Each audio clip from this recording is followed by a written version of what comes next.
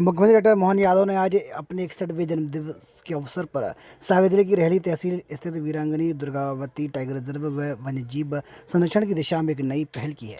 मुख्यमंत्री ने tiger reserve से गुजरने वाली बामनेर नदी में कुल 14 कछुओं को उनके प्राकृतिक आवास में विमुक्त रिलीज किया। इस दौरान उन्होंने परिस्थिति की भी कछुओं की महत्वता पर जोर देते हुए जंगल संरचनाओं के संरक्षण का आह्वान किया। वन विभाग के तत्वाधान में आयोजित इस कार्यक्रम में जिन 14 कछुओं को नदी में छोड़ा गया वे विशिष्ट प्रजातियों के हैं। पहली टेरा प्रिंस प्रजाति के 6 कछुए और दूसरी प्रजाति के 8 कछुए हैं। विशेषज्ञों के अनुसार ये प्रजातियां नदी की स्वच्छता बनाए रखने और जलीय जीव विविधता के संतुलन में महत्वपूर्ण भूमिका निभाती हैं।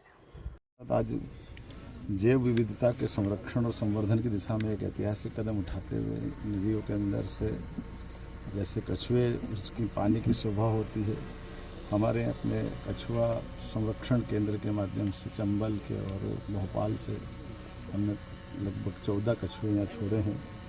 और जिस प्रकार का समय चल रहा है हमारे देश में, इसी भाव के आधार पर कि जीव दया के संकल्प की पूर्ति भी होती है, हमको भी अच्छा लगता है। और प्रकृति की देन है, जंगल की खूबसूरती जंगल के जानवरों से होती है।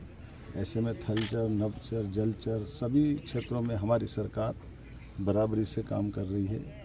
मुझे इस बात की प्रसन्नता के बीते समय हमने 25 हमारे अपने घड़ियाल 25 कछुए पालनपुर पूना में छोड़े थे, 53 घड़ियाल छोड़े थे और 5 दुर्लभ गिद्धों को भी हमने रिहा करके खुले आकाश में उड़ने के लिए पहुंचाया। ये सभी प्रकार के जीवों के संरक्षण को लेकर हमारी प्रतिबद्धता भी है। यशस्वी प्रधानमंत्री के नेतृत्व में देश जैसे आगे बढ़ रहा है, मध्य प्रदेश भी सब प्रकार से सब क्षेत्रों में आगे बढ़ रहा है। ऐसे में खासकर रोजगार के और कई कारण से ये जो हमारे आसपास के ग्रामीण जनों को इसका बड़ा लाभ मिलेगा।